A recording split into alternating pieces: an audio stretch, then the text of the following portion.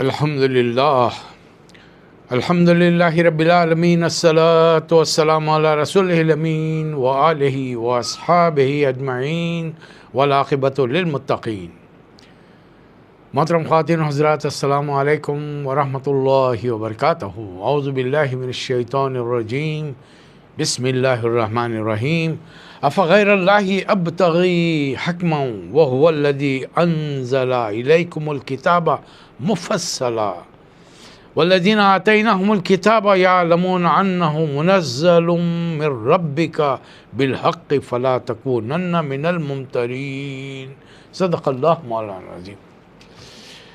سورۃ الانعام کی ایک آیت تلاوت کی ہے، 114 ترجمہ سماعت فرمائیے۔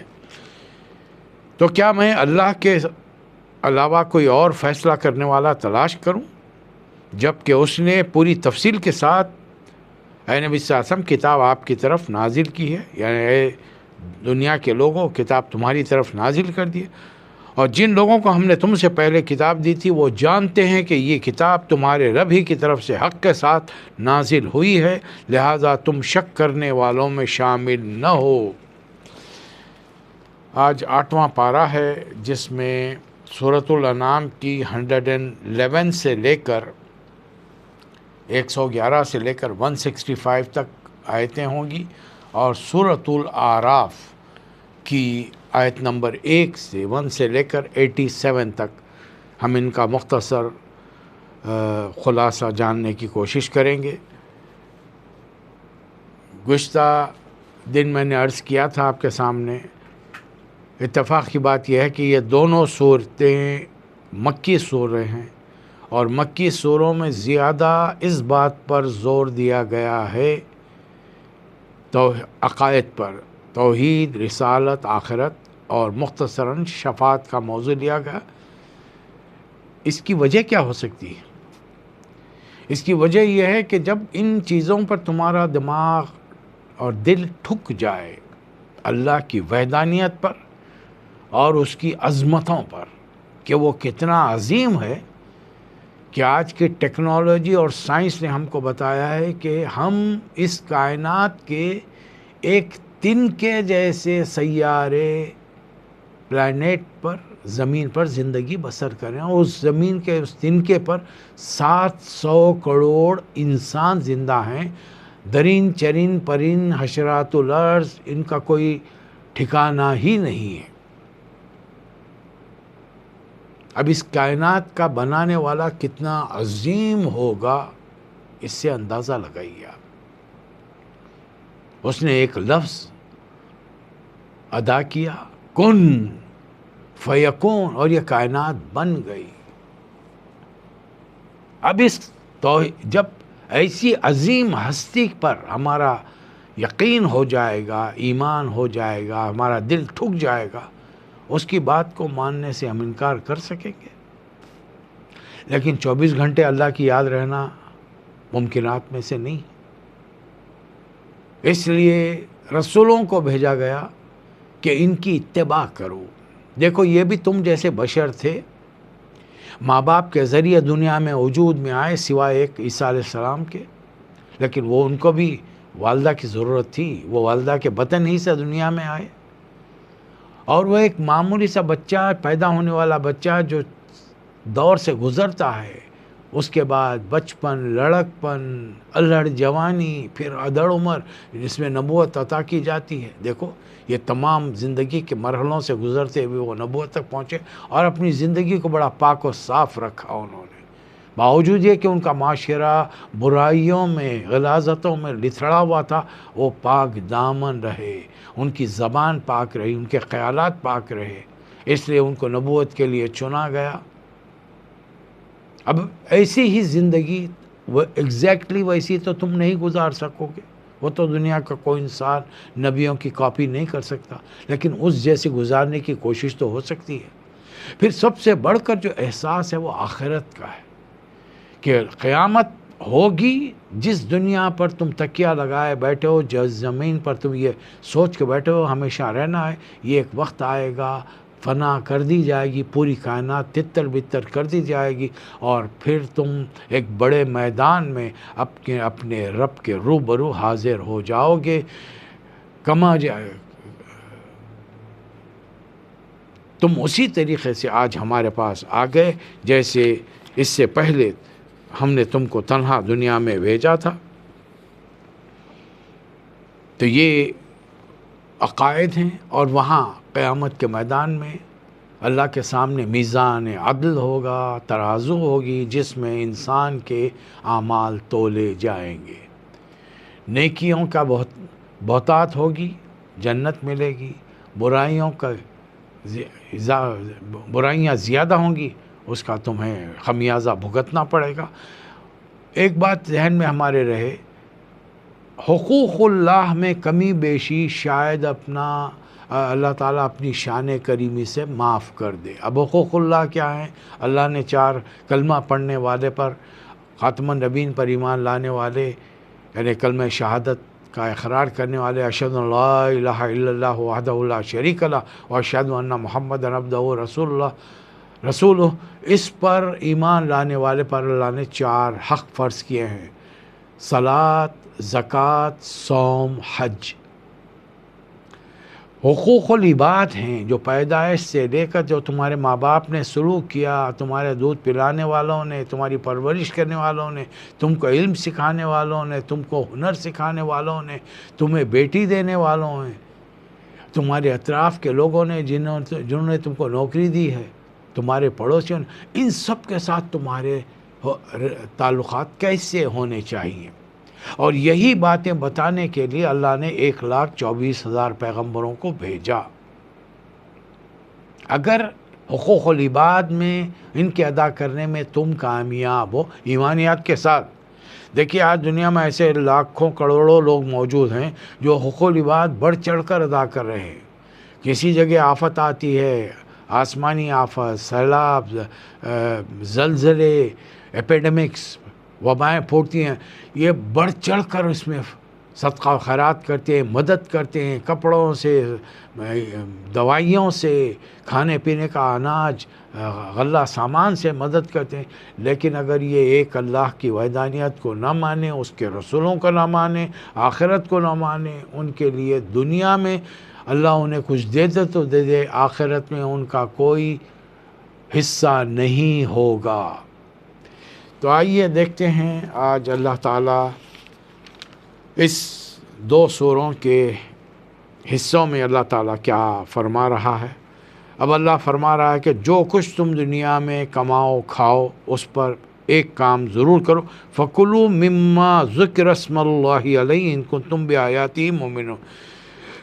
تم لوگ اللہ کی آیات پر ایمان کرتے ہو تو اللہ تعالیٰ نے جو چیز تمہیں عطا کی ہے اور اس کو کھاؤ پیو۔ آخر کیا وجہ ہے؟ مَا لَكُمْ اللہ تَأْكُلُوا مِمَّا ذُكِرَ اسْمُ اللَّهِ عَلَيْهِ، تم وہ چیز نہ کھاؤ جس پر اللہ کا نام لیا گیا ہو، ورنہ جس پر اللہ کے علاوہ کسی چیز پر نام لیا گیا ہو تو وہ چیز تمہارے لیے حرام کر دی گئی ہے۔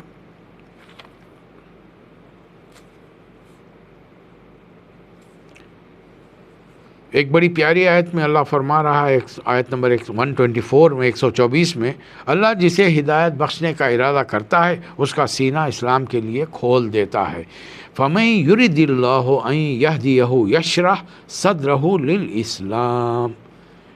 اور اسی آیت کا مفہوم نبی کریم صلی اللہ علیہ وسلم اپنی آیت حدیث مبارکہ میں یوں فرماتے ہیں، مَن يُرِدِ اللَّهُ بِهِ خَيْرًا يُفَقِّهُهُ فِي الدِّينِ۔ اللہ تعالیٰ جس کے ہدایت دینے کا ارادہ کرتا ہے اس کا سینہ اسلام کے لیے کھول دیتا ہے، دین کے لیے۔ اور دین کیا ہے؟ ان الدین عند اللہ الاسلام۔ دیکھیے الفاظ کا ذرا سا فرق ہے لیکن مفہوم وہی ہے۔ یہی بات ہے کہ اللہ کی آیات اور نبی کریم صلی اللہ علیہ وسلم کی احادیث مسلسل ساتھ ساتھ چلتی ہیں۔ اللہ کی بندوں پر حجت یہ ہے کہ اللہ تعالیٰ نے انہی میں سے ایسے رسول بھیجے ہیں جو اللہ کی آیات انہیں سناتے تھے اور قیامت کے دن کے انجام سے انہیں ڈراتے تھے۔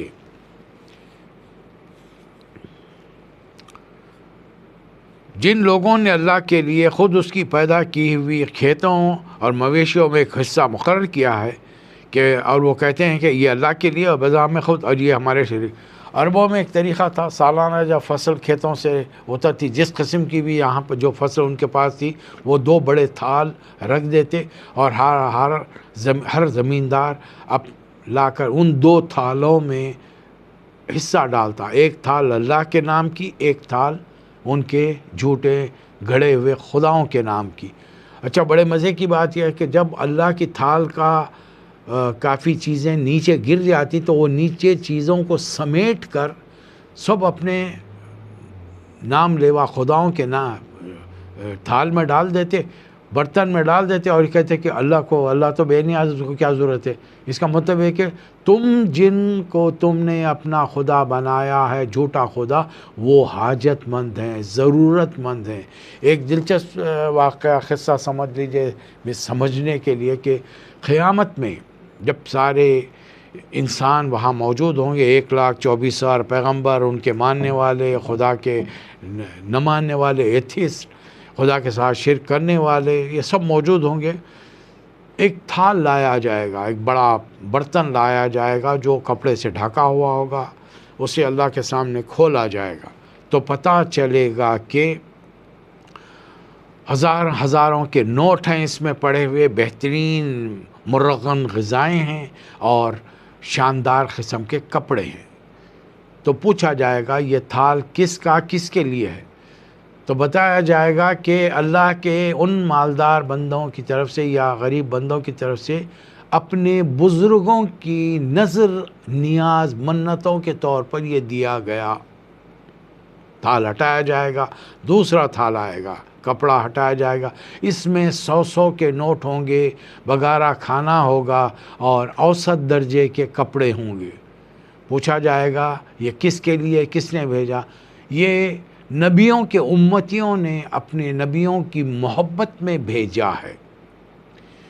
بزرگوں کے نام، ہزار کے نوٹ، شاندار کپڑے، شاندار کھانا. نبی کے نام پر 100 کے نوٹ، اوسط کھانا، اوسط کپڑے. تھال ہٹا کر تیسرا تھال لایا جائے گا. اس پر سے جب کپڑا ہٹایا جائے گا تو پتہ چلے گا اس میں 1 کے 2 کے نوٹ اور خوردہ، چلر، 50 پیسے، 25 پیسے، 100 پیسے اور اترا ہوا باسی کھانا، بچی ہوئی روٹی، پھٹے ہوئے کپڑے. یہ کس کے نام پر ہے؟ یہ اللہ کے نام پر. کچھ بات سمجھ میں آئی؟ ہم کو دینے والا جو رزاق ہے ان کے لیے ہم معمولی چیزیں خیرات کر رہے ہیں، اور جن کا تعلق ہماری زندگی میں اور قیامت میں شفاعت سے ہے ان کے لیے 100 50 کے نوٹ. اور جو دنیا آخرت میں ہماری کوئی کام نہیں آ سکتے، بلکہ جن کو خود نبی کریم صلی اللہ علیہ وسلم کی شفاعت کی ضرورت ہوگی، چاہے وہ آج کے دور کا کتنا ہی بڑی ولی اللہ کیوں نہ ہو، بلکہ ولیوں کا ولی کیوں نہ ہو، جس کو آج کے لوگ پیران پیر دستگیر کے نام سے جانتے ہیں، ان کو بھی میں پورے دعوے سے کہہ رہا ہوں نبی کریم صلی اللہ علیہ وسلم کی شفاعت کی ضرورت ہوگی. ہم نے کس کو کیا بھیجا، کس کے نام پر کیا صدقہ و خیرات کیا، ذرا سوچ کے. اچھا، یہ چیز بھی ملحوظ رہے، باوجود اپنی تمام بزرگی کے نبی کریم صلی اللہ علیہ وسلم اللہ کے عبد ہیں، عبدہ و رسولہ. تو یہ اس طریقے سے مشرکوں کے لیے اللہ نے اولاد کے قتل کو خوشنما بنا دیا ہے کہ وہ اپنے بچوں کو زُيِّنَ لِكَثِيرٍ مِّنَ الْمُشْرِكِينَ قَتْلَ أَوْلَادِهِمْ، وہ اپنے بچوں کو قتل کرتے ہیں اور اللہ کے نام پر جھوٹ گھڑتے ہیں. انہوں نے کچھ چیزوں کو محفوظ کر رکھا ہے کہ اس پر سے وہی لوگ کھا سکتے ہیں جن کو ہم اجازت دیں گے. مختلف چیزیں انہوں نے حرام اور حلال قرار دی ہیں. اللہ فرما رہا ہے یقیناً خسارے میں پڑ گئے وہ لوگ جنہوں نے اپنی اولاد کو جہالت اور نادانی کی بنیاد پر قتل کیا ہے. وہ اللہ ہے جس نے قسم قسم کے باغ، نخلستان، کھیتیاں اگائی ہیں. تم ہر قسم کے پھل، اناج، ترکاریاں کھاتے ہو، لہذا جب کبھی کلوا من ثمرہ اذا اثمروا وآتوا حقہ یوم حصاد۔ زکوٰۃ کی جو شکل زمینات پر، پیداواروں پر، کھیتی باڑی پر ہے، وہ ان کی فصل آنے پر ہے، جبکہ دیگر مال کی 1 سال گزرنے پر ہے۔ اللہ نے 8 قسم کے نر و مادہ بنائے ہیں، جو بھیڑ بکریوں کی قسم کے 2 ہیں، 2 بھیڑ کی قسم کے، 2 بکریوں کی قسم کے۔ اب اے نبی صلی اللہ علیہ وسلم ان سے پوچھیے اللہ نے ان کے نر حرام کیے ہیں یا مادہ حرام کیے؟ اسی طریقے سے اونٹ کی قسم کے 2 ہیں، گائے کی قسم کے 2 ہیں، ان میں سے کیا چیز حرام ہے؟ تو یہ 8 قسم ہیں یہاں بیان کی گئی ہیں۔ اللہ نے جو چیز تمہارے لیے حرام کی ہے وہ یہ کہ مردار، خون، لحم الخنزیر اور فسقاً اہل لغیر اللہ بھی، ہر وہ چیز جس پر خدا کا نام نہیں لیا گیا۔ لیکن یہ تمام چیزیں بھی اگر انسان کی جان خطرے میں ہے تو اس کے کھانے کے لیے حلال کی جاتی ہیں۔ کچھ چیزیں اللہ نے حرام کی ہیں، لیکن کچھ چیزیں قل تعالوا اتلوا ما حرم ربکم علیکم اللہ تشرکوا بہ شیئا، اللہ نے کیا چیزیں حرام کی ہیں اس کی پوری فہرست گنائی جا رہی۔ پہلی چیز، اللہ کے ساتھ شرک مت کرو۔ وبالوالدین احسانا، اللہ اپنے والدین کے ساتھ احسان کرو۔ مفلسی کے ڈر سے اپنے اولاد کو قتل مت کرو۔ نحن نرزقکم وایاہم، ہم رزق دینے والے تم کو بھی ہم ہیں، ان کو بھی ہم ہیں۔ ولا تقربوا الفواحش ما ظہر منها وما بطن، اور فحش کے قریب بھی مت پھٹکو، چاہے وہ کھلا ہوا ہو یا چھپا ہوا ہو، اور کسی جان کو قتل مت کرو الا یہ کہ بالحق۔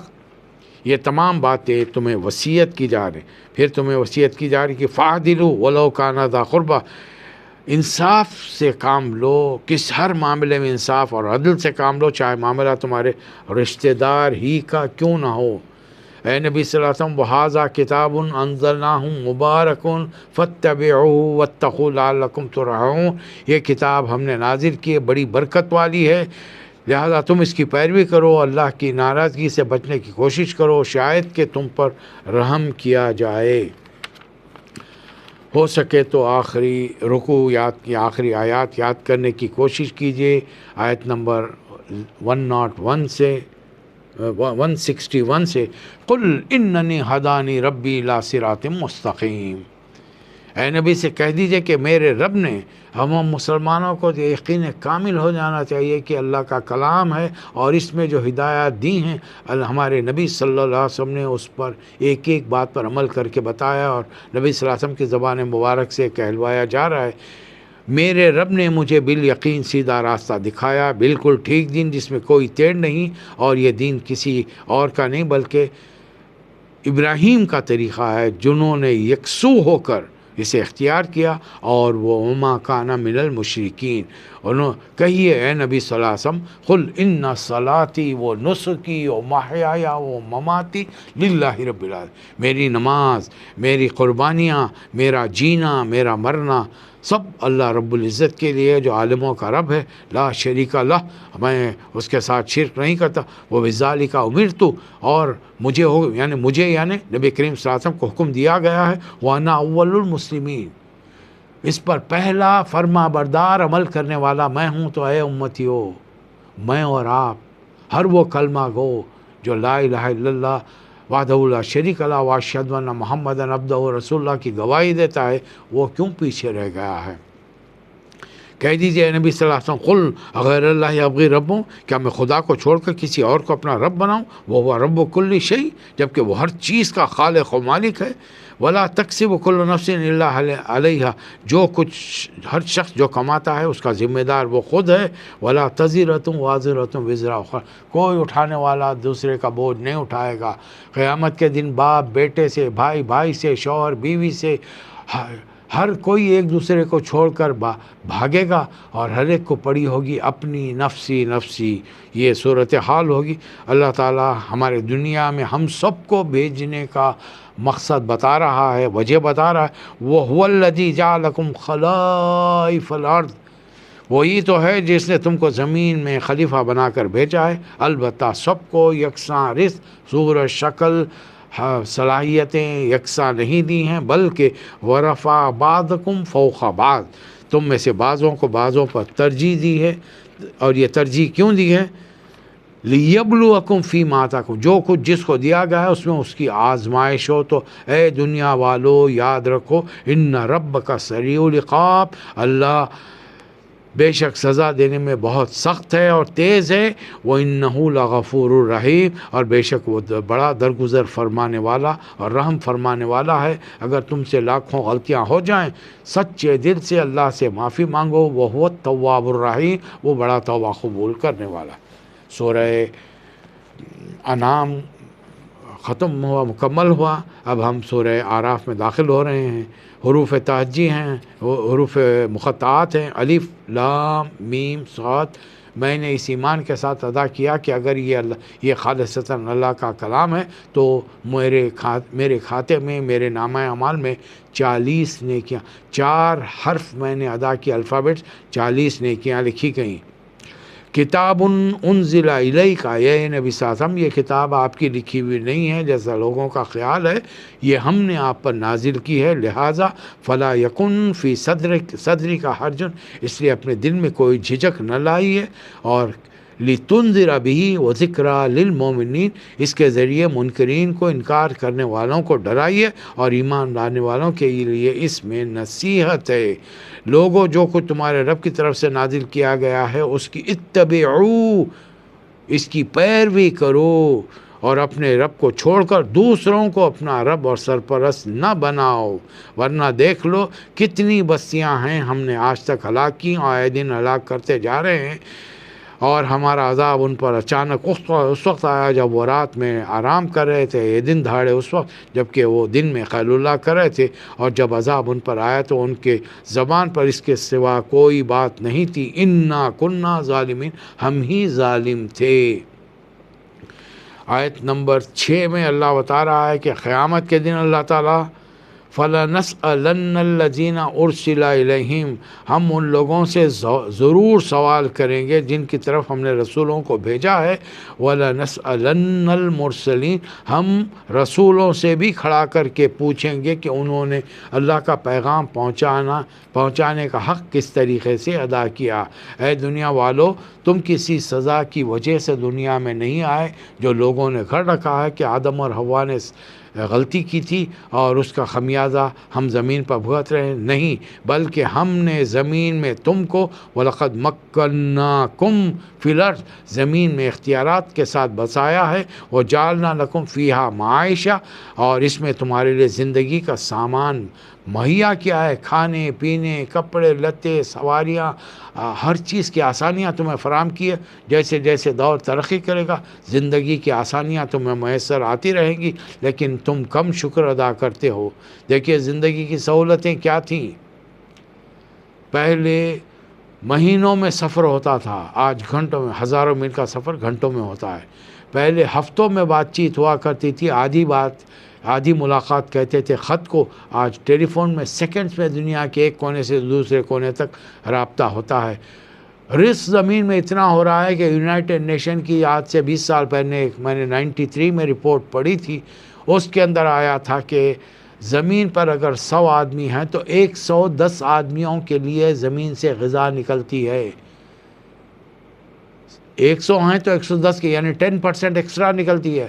تو سوال کیا گیا ہے اس یونائٹڈ نیشن کے ذمہ دار سے، جب پریس رپورٹرز نے سوال کیا ہے پھر دنیا کے بعض علاقوں میں لوگ بھوکے کیوں مر رہے ہیں، تو اس کا جواب بڑا اوپنلی اور کلیئرلی تھا، very clear answer, the system of distribution is not proper، ہمارا جو نظام تقسیم ہے، تقسیم کرنے کا رزق و نظام ہے، وہ ہمارے پاس نہیں ہے، وہ نظام صرف اسلام کا ہے۔ اسلام ہمیں حکم دیتا ہے کہ خود بھوکے رہ کر دوسرے کو رزق کھلاؤ۔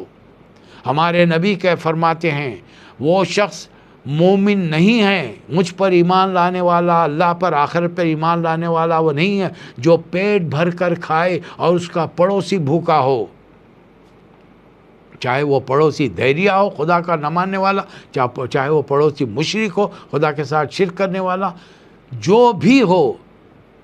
رسول اللہ صلی اللہ علیہ وسلم اپنے امتی کو مومن نہیں کہہ رہے، اس لیے کہ اگر وہ پڑوسی بھوکا ہے، تو یہ اسلام رزق کے معاملے میں، زندگی کے معاملات کے معاملے میں لوگوں تک ان تمام سہولتوں کو پہنچانا چاہتا ہے۔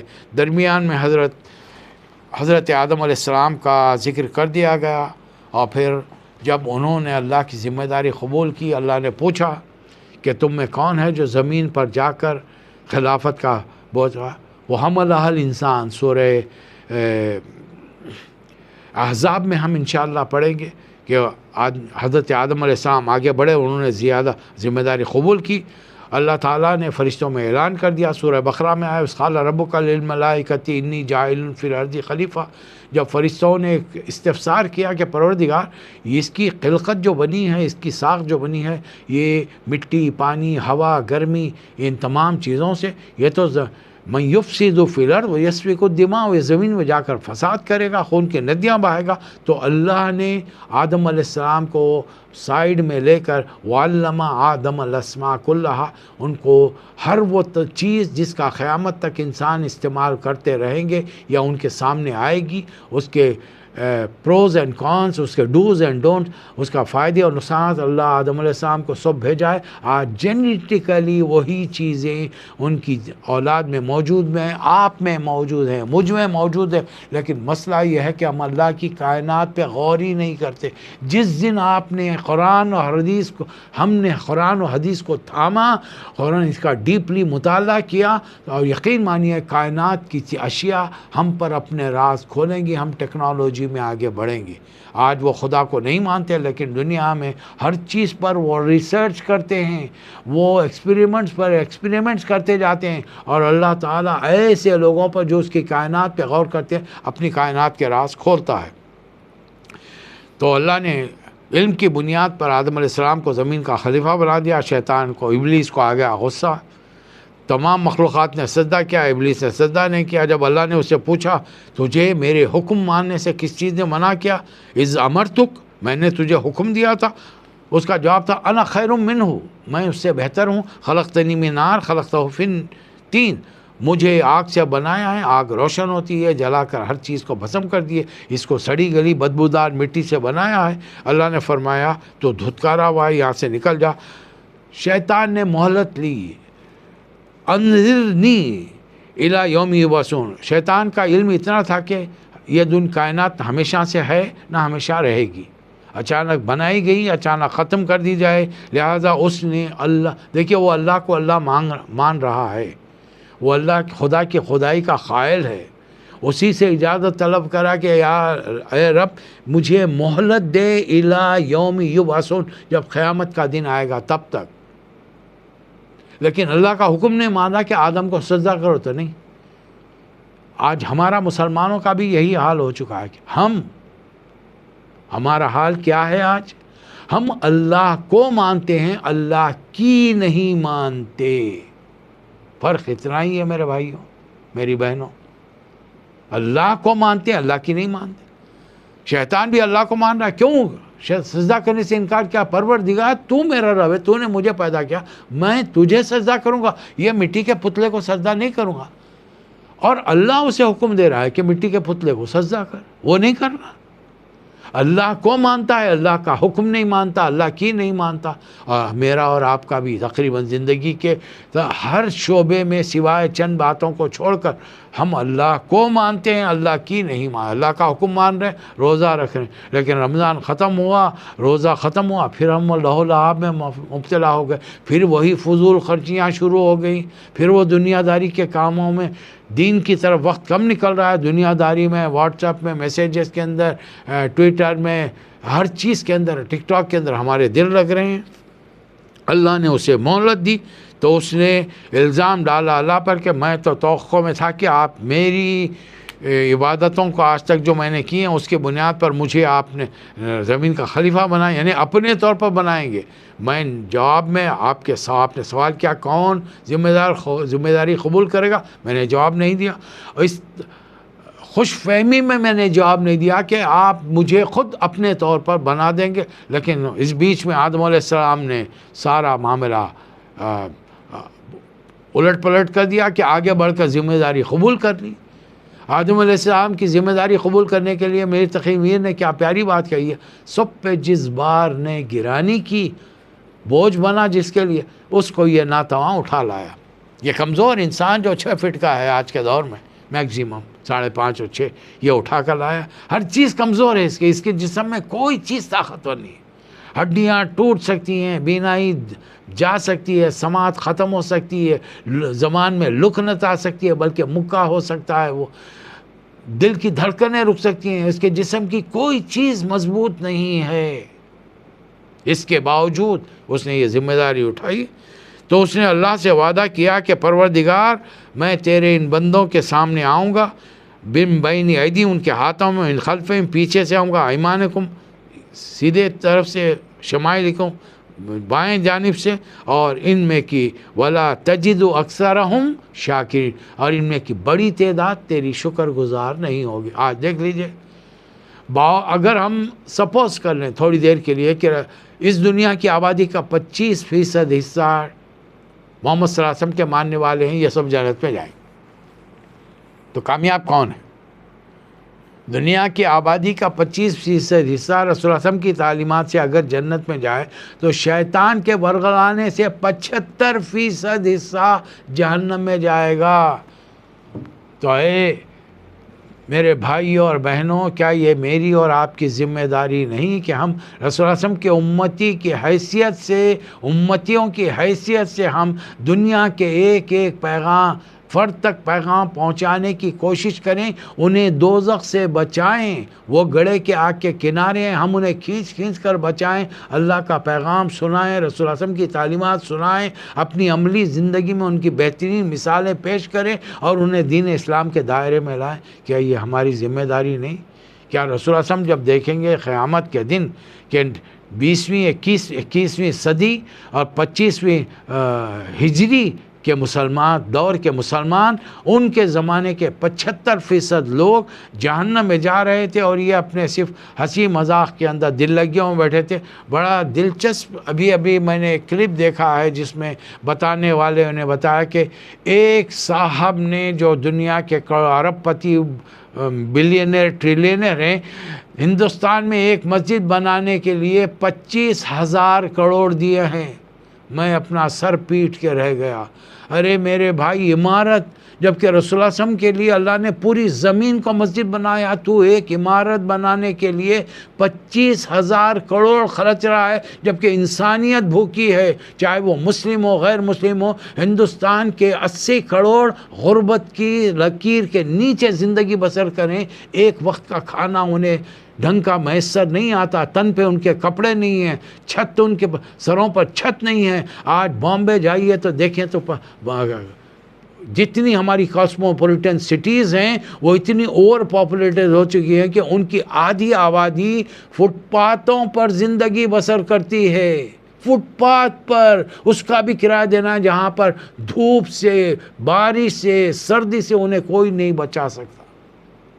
اور ہمارا ایک مسلمان بھائی اللہ کا گھر بنا رہا ہے، اور خود بڑے مسلمانوں کے جو ٹھیکیدار بنے بیٹھے ہیں، کروڑوں کی مالیت کا کعبۃ اللہ پر چڑھانے کے لیے ایک غلاف بنا رہے ہیں۔ کس لیے بھائی؟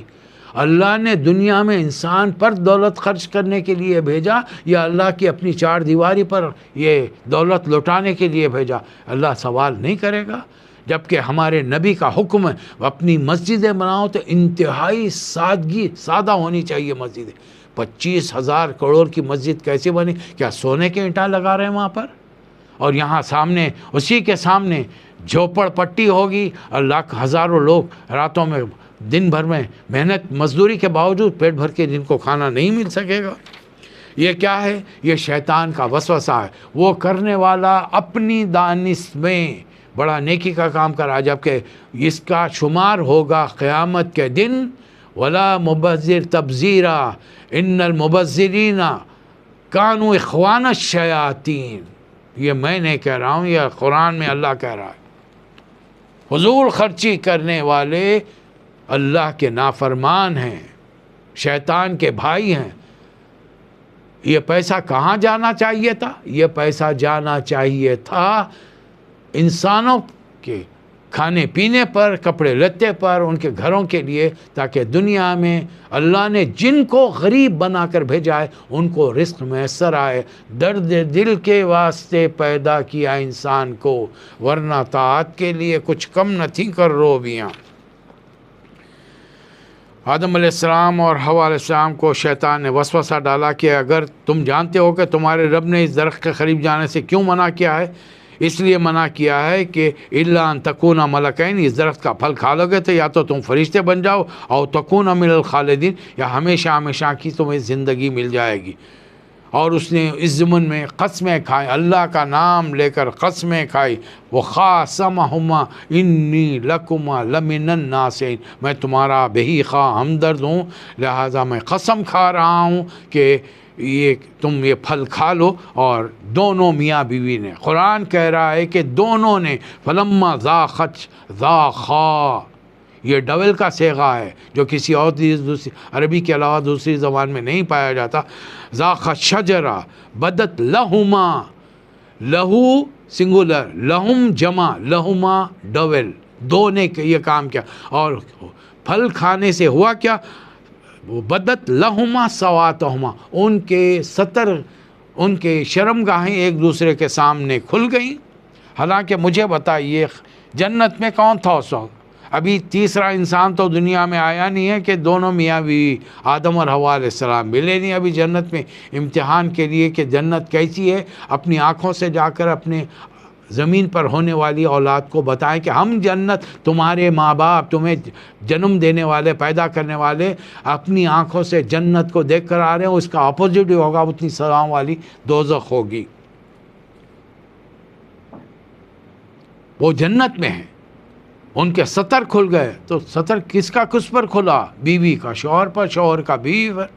لیکن چونکہ انسان کے مزاج میں حیا ہے، لِكُلِّ دِينٍ حیا وخلق الاسلام الحیا، لِكُلِّ دِينٍ خلق وخلق الاسلام الحیا، ہر دین کا ایک اخلاق ہوتا ہے، اور میں جو دین لے کر آیا ہوں، ہر نبی اسلامی دین لے کر آئے، اس میں جامع دین جو لے کر آئیں گے، نبی کریم صلی اللہ علیہ وسلم فرماتے ہیں کہ اب دین اسلام کی سب سے اہم ترین خلق، اہم ترین اخلاق کیا ہے؟ حیا۔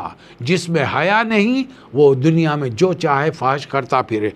تو حضرت آدم اور حوا علیہ السلام نے کیا کیا؟ وَاتَّفِقَا يَخْصِفَانِ عَلَيْهِمَا مِنْ وَرَقِ الْجَنَّةِ، دونوں میاں بیوی نے باوجود ہے کہ تیسرا دیکھنے والا کوئی نہیں ہے، لیکن اللہ تو دیکھ رہا ہے، جنت کے درختوں کے بڑے بڑے پتوں کو لے کر اپنے آپ کو ڈھانکنا شروع کیا، اور ان کے رب نے ان سے پکار کر پوچھا، وہ ناداہما ربہما الم انہاکما ان تلکما الشجرہ، کیا میں نے تم دونوں کو منع نہیں کیا اس درخت کے طرف سے، اور تم شیطان کے وسوسے میں آ گئے؟ دونوں میاں بیوی نے آسمانوں ہی پر اللہ تعالیٰ سے معافی مانگی، اور وہیں پر اللہ سے، لیکن ان کو معافی کے کلمات نہیں تھے، انہوں نے اللہ سے فَتَلَقَّى آدَمُ مِن رَبِّهِ کلمات، آدم نے توبہ کے کلمات اللہ سے سیکھے۔ وہ توبہ کے کلمات کیا تھے؟ سورہ آیت نمبر 23 میں سورہ اعراف کی اللہ فرما رہا، ان کے توبہ کے کلمات تھے، قالا، دونوں نے کہا، ربنا ظلمنا انفسنا وَإِن لَمْ تَغْفِرْ لَنَا وَتَرْحَمْنَا لَنَكُونَنَّ مِنَ الْخَاسِرِينَ۔ انہوں نے اللہ تعالیٰ سے توبہ کے کلمات سیکھے اور توبہ مانگی، اللہ تعالیٰ نے توبہ قبول فرمائی اور فرمایا کہ قال اهبطوا بعضكم لبعض عدو وَلَكُمْ فِي الْأَرْضِ مُسْتَقَرٌّ وَمَتَاعٌ إِلَىٰ حِينٍ، اب تم سب زمین کے پر اتر جاؤ، ایک دوسرے کے دشمن ہو، تمہارے لیے خاص مدت تک زمین ہی جائے قرار ہے، اور اس میں تمہاری زندگی کا سارا سر و سامان ہے۔ پھر کہا، اللہ نے فرمایا، فیہا تحیونا وفیہا تموتون، یہیں تم کو جینا ہے، یہیں تمہیں مرنا ہے، ومنہا تخرجون، اور یہیں سے تم کو نکالا جائے گا۔ پورا انسانی جسم سڑ گل کر باریک بورا بورا ہو کر ہواؤں میں مل جائے گا، سوائے انسانی ریڑھ کی ہڈی کے کچھ کر لیجئے، یہ ریڑھ کی ہڈی نہ جلتی ہے نہ ٹوٹتی ہے۔ قیامت کے دن یہی ریڑھ کی ہڈی سے تمام انسانوں کو زندہ کیا جائے گا۔ وہ جو فرشتے روح لے جاتے ہیں لا کر ان جسموں سے جوڑ دی جائے گی، اور تمام انسان اپنے رب کی حمد و ثنا کرتے ہوئے میدان حشر میں حاضر ہو جائیں گے۔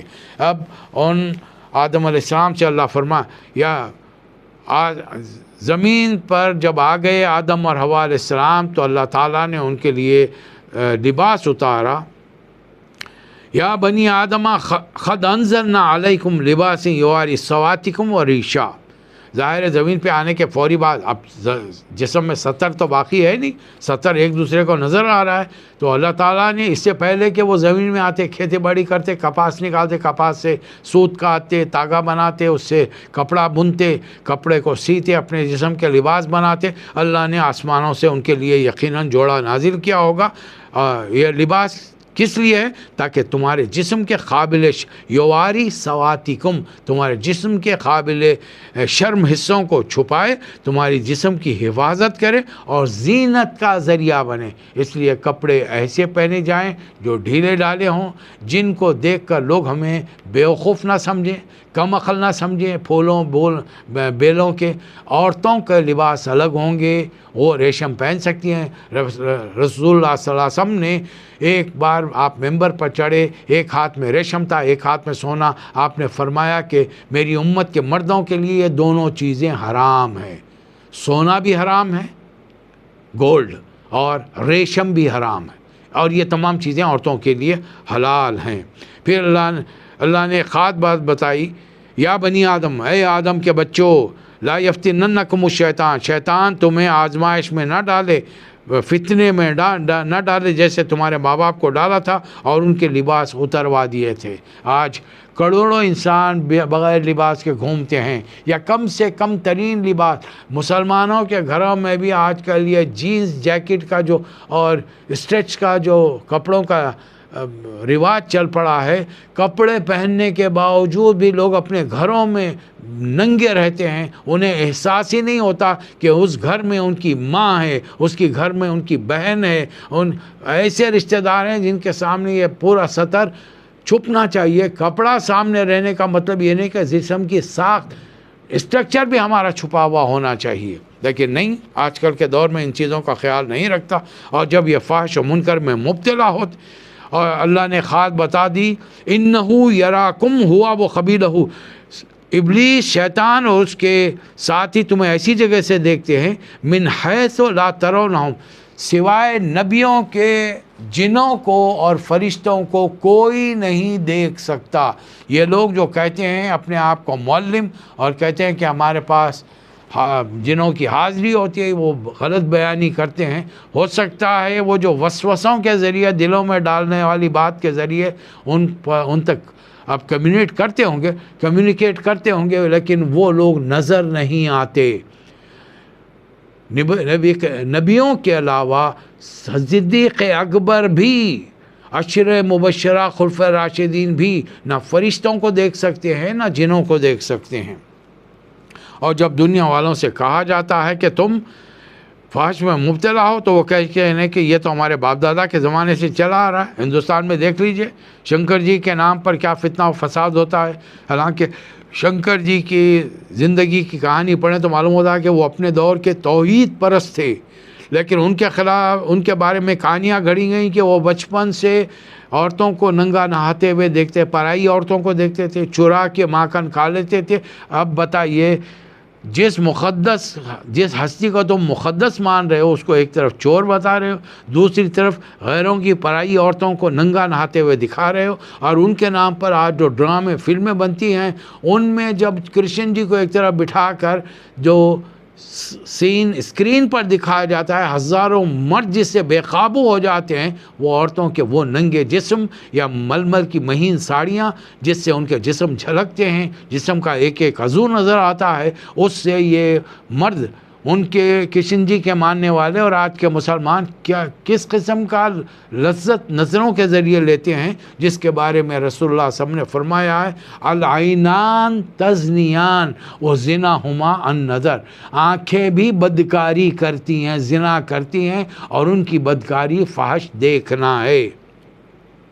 جب ان سے پوچھا جاتا یہ کام کیوں کرتے ہو، وہ کہتے ہیں یہ تو ہم نے واللہ امرنا، اللہ نے اس کا حکم دیا۔ قل اے محمد صلی اللہ علیہ وسلم ان سے کہہ دیجئے ان اللہ لا یامر بالفحش، اللہ تعالیٰ فحش باتوں کا حکم نہیں دیتا، اور تم اللہ کے لیے وہ باتیں گھڑ کے بیان کر رہے ہو جس کے بارے میں تم کچھ نہیں جانتے۔ پھر اللہ لباس کے ذمے ایک خصوصی حکم دے رہا ہے، ایک خصوصی عمارت کا نام لے کر وقیموا وجوہکم عند کل مسجد وادعوہ مخلصین لہ الدین، اپنے رخوں کا، اپنی عبادت گاہوں میں اپنے عبادت کا رخ اسی کی طرف کرو، یعنی کعبۃ اللہ کی طرف، اور مخلص ہو کر اللہ کو پکارو۔ اور اس کے علاوہ ایک کام کرو، یا بنی آدم خذوا زینتکم عند کل مسجد وکلوا واشربوا ولا تسرفوا، اے آدم کی اولاد، اے محمد صلی اللہ علیہ وسلم کی امتیوں، ہر عبادت کے موقع پر زینت کا لباس، اپنے آپ کو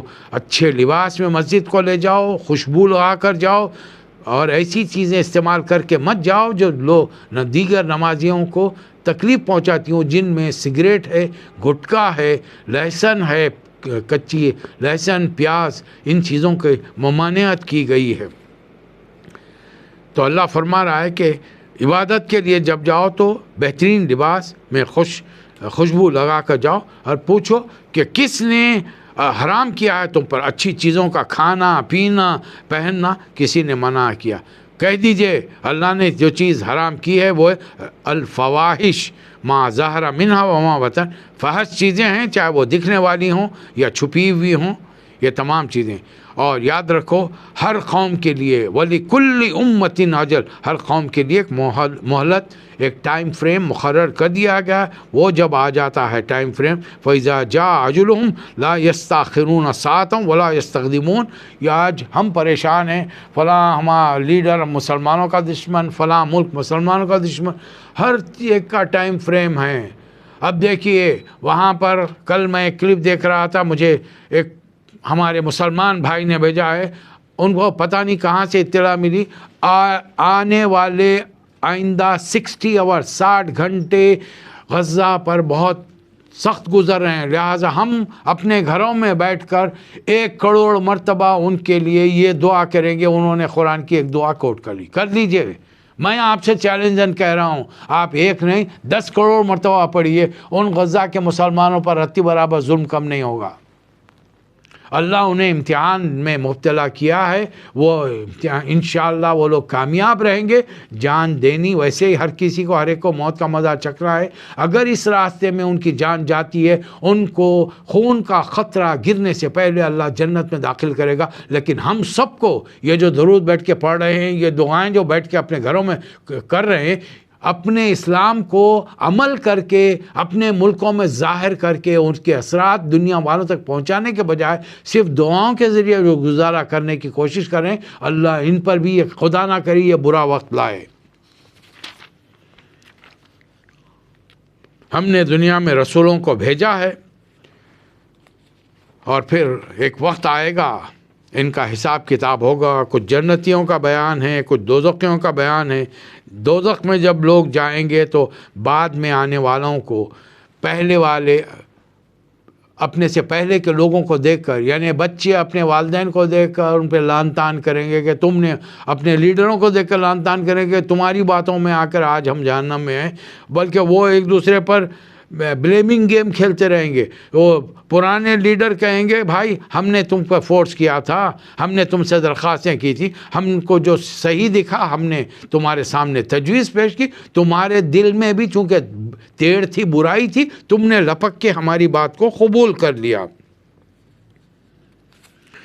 جن لوگوں نے ہم اللہ کی آیات کو جھٹلایا ہے اور اس کے مقابلے میں سرکشی کی ہے، وہ ان کے لیے آسمان کے دروازے ہرگز نہ کھولے جائیں گے، اور جنت میں جانا ان کے لیے ایسا ہے جیسا کہ سوئی کے ناکے میں سے اونٹ کا گزرنا۔ ساری تعریف اللہ کے لیے جو اللہ کے مومن بندے ہیں، وہ جنت میں رہیں گے اور وہ جنت میں کہیں گے وما كنا لنهتدي لولا ان هدانا اللہ، ہم صحیح راستہ نہیں پا سکتے تھے اگر اللہ تعالی ہماری رہنمائی نہیں فرماتا تو ہم کو بھی یہ صحیح راستہ نہیں مل پاتا تھا۔ اور قیامت میں ایک ایسی الاعراف، دوزخ اور جنت کے درمیان ایک بہت بڑی دیوار ہوگی، دیوار بڑی چوڑی ہوگی، جس پر کچھ بندے ہوں گے۔ انہوں نے نہ ساری زندگی نیکیوں میں گزاری، نہ ساری زندگی برائیوں میں گزاری، بلکہ ان کا معاملہ نص رہا، نیکیاں بھی کی برائیاں بھی کی۔ تو اللہ تعالیٰ ان کو اس دیوار پر کھڑا کرے گا۔ وَعَلَى الْأَعْرَافِ رِجَالٌ يَعْرِفُونَ كُلًّا بِسِيمَاهُمْ، کچھ ایسے لوگ ہیں جو ہر ایک کو ایک دوسرے سے قیافت سے اندازے سے پہچان لیں گے۔ یہ جب اپنی سیدھی ہاتھ کی طرف دیکھیں گے تو وہاں پر جنتیوں کو پائیں گے تو ان کو سلام کریں گے۔ یہ خود جنت میں ابھی تک نہیں گئے لیکن اس کی توقع رکھتے ہوں گے۔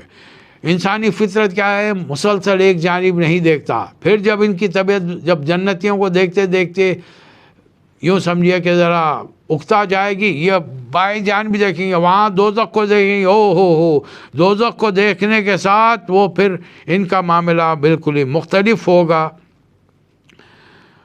یہ پکار کر اللہ سے کہیں گے قالوا ربنا لا تجعلنا مع القوم الظالمین، اے اللہ ہم کو ان ظالموں کے ساتھ شامل نہ کیجو۔ اور یہ اعراف والے دوزخ میں بڑی بڑی شخصیتوں کو، جن میں ہمارے مذہبی لیڈر بھی ہوں گے، وہ دنیا دار بڑے لیڈر بھی ہوں گے جنہوں نے دنیا میں ہمارے انسانوں کی زندگیاں تباہ و برباد کی، اور یہ دیندار جو صرف ہم کو تسبیحات میں نفل چیزوں میں لگاتے رہے، یہ کبھی نہیں کہا کہ تم دوزخ میں قطعی نہیں جا سکتے کہ جب تک کہ جھوٹ بولنا نہ چھوڑو۔ ایک محمد صلی اللہ علیہ وسلم کا امتی کبھی جھوٹ نہیں گئے۔ رسول اللہ صلی اللہ علیہ وسلم سے پوچھا گیا کیا آپ کا امتی بزدل ہو سکتا ہے؟ فرمایا ہاں۔ پوچھا گیا کیا آپ کا امتی کنجوس ہو سکتا ہے؟ آپ نے فرمایا ہاں۔ پوچھا گیا کہ آپ کا امتی جھوٹا ہو سکتا ہے؟ رسول اللہ صلی اللہ علیہ وسلم نے فرمایا کہ نہیں۔ آج کے ہم نام نہاد مسلمان اپنے بارے میں سوچیں، کیا ہم جھوٹ نہیں کہتے زندگی کے تمام معاملات میں؟ ہر چیز میں، دفتروں میں، کارخانوں میں، اپنے سامان کو بیچنے کے لیے، اپنے گھروں میں، اپنی بیویوں، اپنے بچوں کے ساتھ ہم جھوٹ نہیں کہتے؟ بتائیے پھر ہم نے دین کیا پہنچایا؟ کیوں ہم کو اللہ تعالیٰ جہنم میں داخل نہیں کرے گا؟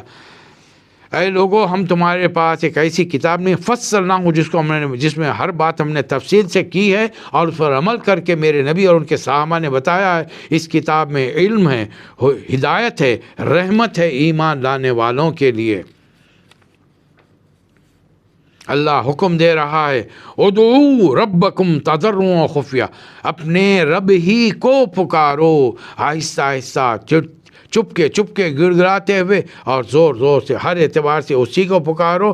اللہ تعالیٰ حد سے گزرنے والوں کو پسند نہیں کرتا، خاص طور پہ جب کہ زمین پر فساد کے بعد اس کی اصلاح کی گئی ہو۔ ان رحمت اللہ قریب من المحسنین، اللہ کی رحمت نیک بندوں کے بڑے قریب ہے۔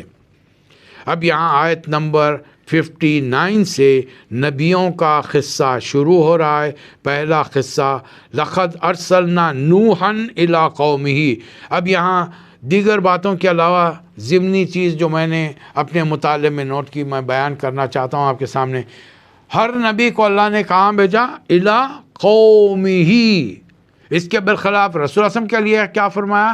قل، کہہ دیجئے، یا ایھا الناس، اے دنیا کے لوگو، انی رسول اللہ الیکم جمیعا، قیامت تک پیدا ہونے والو، تمہارے لیے میں ہی رسول ہوں، میری ہی لائی ہوئی کتاب، میرا ہے بتایا ہوا طریقہ، اس کے علاوہ اللہ کوئی چیز قبول نہیں کرے گا۔ آیت نمبر 59 میں اللہ نے بات شروع کی اور آیت نمبر 63 میں اللہ نے ان کا فیصلہ کر دیا، ان کو ڈبا دیا، غرق کر دیا۔ وَأَغْرَقْنَا الَّذِينَ كَذَّبُوا بِآيَاتِنَا، تمام نافرمانوں کو غرق کر دیا، اور جو لوگ ایمان لائے تھے فَأَنجَيْنَاهُ، نبی حضرت نوح علیہ السلام، وَالَّذِينَ مَعَهُ فِي الْفُلْكِ، اور ان کے ماننے والوں کو ایک کشتی میں بچا لیا۔ آیت نمبر 65 سے شروع ہو رہا ہے۔ وَإِلَىٰ عَادٍ أَخَاهُمْ هُودًا، ہم نے قوم عاد میں ان کے بھائی ہود کو، یعنی ہر نبی اپنی قوم میں پیدا ہوا، اس کے ماں باپ سوائے عیسیٰ علیہ السلام کے ہر نبی کے ماں باپ تھے، وہ اس بستی میں رہنے والوں میں معروف تھے، جانتے تھے، اچھے خاندان کے تھے، شریف خاندان کے تھے، یہ بچہ ان کا نیک تھا پیدا ہونے والا۔ ہر قوم نے اپنے نبی کو بشر سمجھا سوائے رسول اللہ صلی اللہ علیہ وسلم کے امتیوں کے۔ قرآن میں اللہ تعالیٰ نے بار بار سوروں میں نبی کریم صلی اللہ علیہ وسلم کی زبان مبارک سے کہلوایا کہ قل انما انا بشر مثلکم، میں تم جیسا بشر ہوں۔ امت کا ایک طبقہ ماننے تیاری نہیں، ہم آپ کو بشر نہیں مانتے، ہم آپ کو نور مانتے ہیں۔ چلیے اب نوروں کی قسمیں ہم گن لیں۔ ایک نور اللہ کا ہے، ایک نور فرشتوں کا ہے، ایک نور نبی کا ہے، اور ایک نور قرآن میں اللہ تعالیٰ نے کتابوں کے لیے نور کہا، ہدایت کی کتابوں کے لیے۔ تو 4 قسم کے تو نور یہ ہو گئے۔ ہمارے زمانے میں ہم نے نور بنا لیے، ہم نے دیا سلائی اور بتی کے ذریعے، موم بتی کے ذریعے چراغ جلایا، نور آ گیا، بلبس جلائے، نور آ گیا، ٹارچ لائٹ جلائے، نور۔ اب نور کی یعنی لائٹ کی کتنی قسمیں ہو گئی؟ اور کیا یہ سارے نور ایک ہی ہیں؟ یہ سب اللہ کی ذات کا حصہ ہیں؟ نعوذ باللہ من ذالک، اس لیے کہ اللہ نے اپنے آپ کو بھی نور کہا ہے، اللہ نور السماوات والارض۔ ہم جب یہ غلو والی چیزیں چھوڑیں گے، قرآن کو پورے شعور کے ساتھ ہمارے مسلم لکھے ہوئے علماء کے ذریعے، جن میں سے میں نے 10 ترجمے الحمدللہ 90s میں نے ختم کیے ہیں، 10 مختلف ترجموں والے قرآنوں کا۔ ہم 10 افراد بیٹھتے تھے، 3 سالوں میں ہم نے قرآن کا دور کیا۔ ان 10 قرآنوں میں، ترجموں میں، تفسیروں میں ہم نے کوئی سوائے چند ضمنی باتوں کے جو عالمانہ اختلاف رائے ہو سکتے ہیں، ان کے علاوہ ہم نے ترجموں میں کوئی خاص فرق محسوس نہیں کیا۔ لفظوں کا فرق تھا ضرور، معنوں کا فرق قطعی نہیں تھا۔ تو حضرت ہود علیہ السلام کی قوم میں، وہ اپنی قوم عاد میں گئے۔ آیت نمبر 65 میں اللہ تعالیٰ نے حضرت ہود علیہ السلام کو قوم عاد میں بھیجا۔ انہوں نے بھی اپنی قوم کو ایک ہی تعلیم دی، یا قوم اعبدوا اللہ ما لکم من الہ غیر۔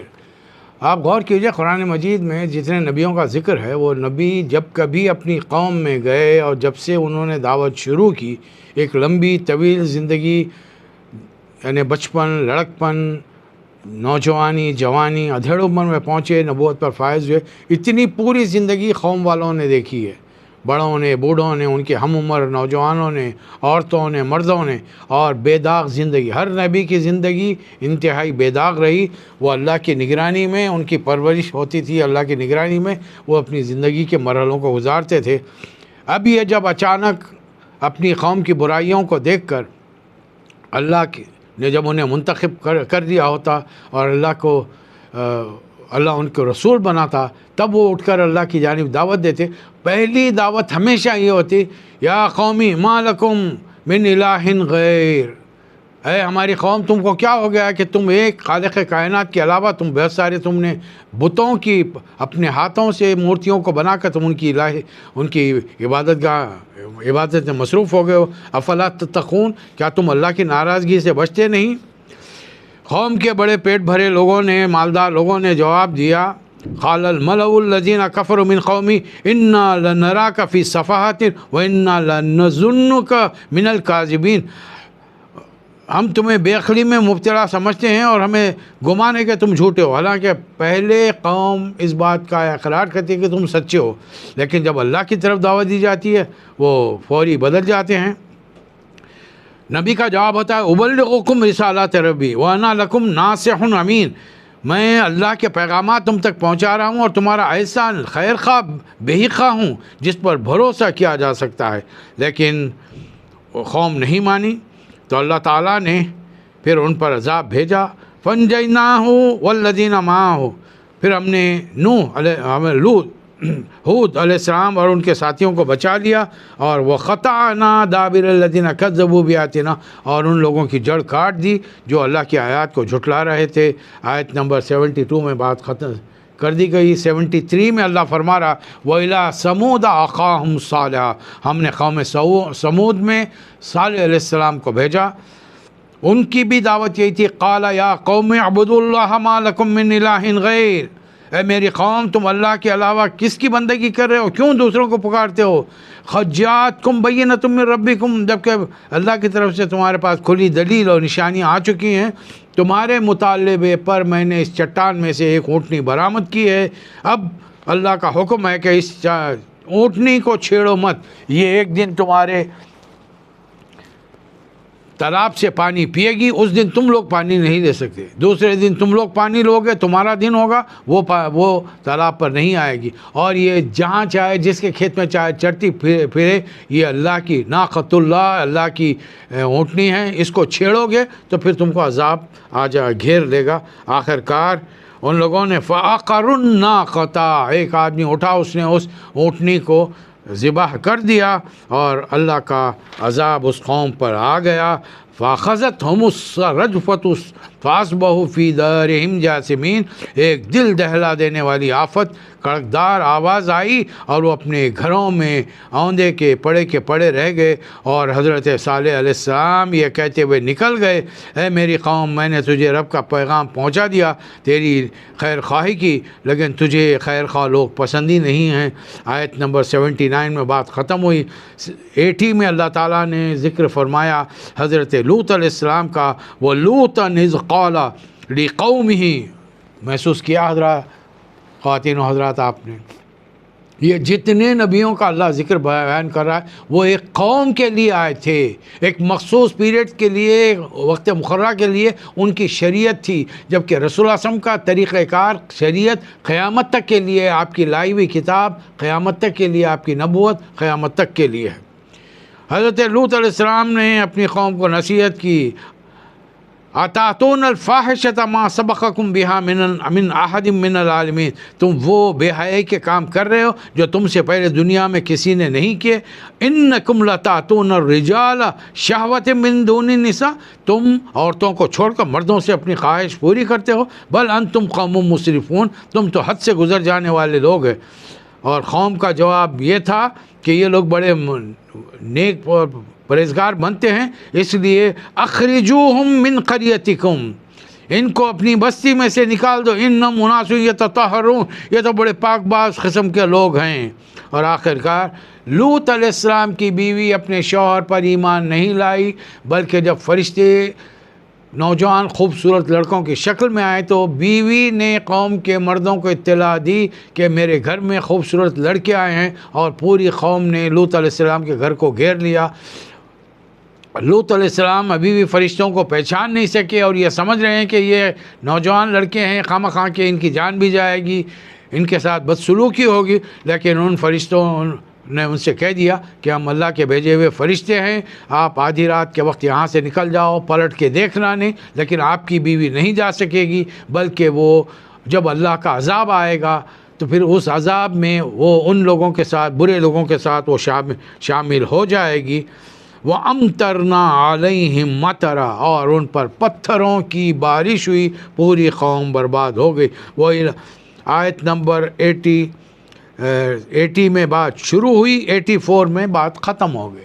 4 آیتوں میں اللہ نے ایک قوم کا ذکر کیا، وہ قوم بری بن چکی تھی، اپنی برائیوں کے حد انہوں نے پار کر لی تھی، اللہ نے ان کی اصلاح کے لیے پیغمبر بھیجے، قوم نے بات نہیں مانی۔ اور لوط علیہ السلام کی قوم میں تو ایک مرد بھی، ایک آدمی نے بھی بات نہیں مانی، جس کے نتیجے میں اللہ نے پوری بستی کو ہلاک کر دیا۔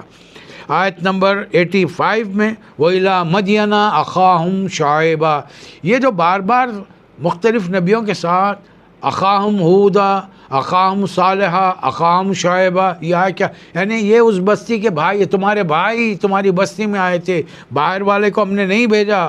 شعیب علیہ السلام ان کے بارے میں ہے کہ یہ خطیب الانبیاء تھے، بہت بہترین خطبے دیا کرتے تھے، بہت بہترین نصیحت کیا کرتے تھے۔ یہ اپنی قوم سے کہہ رہے ہیں یا قوم اعبدوا اللہ ما لکم من الہ غیر، اے میری قوم کے لوگو تم اللہ کی غلامی اختیار کرو، کیا ہو گیا تم اللہ کو چھوڑ کر دوسروں کو خدا مانتے ہو؟ قد جاءتکم بینۃ من ربکم، تمہارے رب کی طرف سے نشانیاں آ گئی ہیں۔ اس قوم کی برائیاں کیا تھی؟ فَأَوْفُوا الْكَيْلَ وَالْمِيزَانَ وَلَا تَبْخَسُوا النَّاسَ أَشْيَاءَهُمْ، تم لوگوں کو دیتے وقت چیزوں میں گھاٹے کرتے ہو، وزن اور پیمائش کے پیمانوں کو تم پورا نہیں کرتے، زمین میں فساد کرتے ہو، ڈاکے ڈالتے ہو، جبکہ اس لیے اصلاح ہو چکی ہے۔ اگر تم ان تمام چیزوں کو چھوڑ دو تو یہ تمہارے لیے خیر ہے، اور تم واقعی اگر تم مومن ہو۔ لیکن وہ اللہ کے اپنی بستیوں میں راستوں پر بیٹھ کر رہزنی کرتے تھے، لوگوں کو خوفزدہ کرتے تھے، اور ایمان لانے والوں کو اللہ کے راستے سے روکنے کی کوشش کرتے تھے۔ نبی نے انہیں یاد دلایا، دیکھو یاد کرو جب تم تھوڑے تھے، اللہ تعالیٰ نے مال و دولت کی بہتات کر کے تم نے شادیاں زیادہ کیں، بچے تمہیں زیادہ پیدا ہوئے، اور تمہیں تعداد میں بڑا کر دیا، لیکن تم نے پھر وہی فسق و فجور شروع کر دیا۔ کیا پہلے گزرے ہوئے مفسدوں کا انجام تمہارے پاس نہیں ہے؟ میں جو تعلیمات لایا ہوں ان پر ایک طبقہ، ایک گروہ ایمان لاتا ہے اور دوسرا ایمان نہیں لاتا، تو صبر کے ساتھ دیکھتے رہو یہاں تک کہ اللہ تعالی ہمارے درمیان فیصلہ کر دے۔ آیت نمبر 87 میں اللہ تعالیٰ نے حضرت شعیب علیہ السلام کی قوم کا خاتمہ کر دیا، ایمان والوں کو بچایا۔ صرف 3 آیتوں میں اللہ تعالیٰ نے اس قوم کی کہانی بیان کر دی۔ اس چیز کو یاد رکھیے، اب وہ سورے نازل ہو رہے ہیں جن میں 8 10 قوموں کی بربادی کا انجام معاملہ اللہ تعالیٰ چند آیتوں میں فرما رہا ہے، اور اس کا اثر ہمارے نبی حضرت محمد مصطفیٰ صلی اللہ علیہ وسلم کے جسم مبارک پر پڑ رہا ہے۔ انشاءاللہ اس پر بات ہوتی رہے گی۔ آج ہم نے مختصر خلاصہ ختم کیا سورۃ الاعراف کی آیت نمبر 87 پر، 7واں جز مکمل ہوا۔ انشاءاللہ کل 8ویں جز پر گفتگو ہوگی۔ اللہ تعالیٰ مجھے اور آپ کو توفیق عطا فرمائے۔ وآخر الدعوانا ان الحمد للہ رب العالمین۔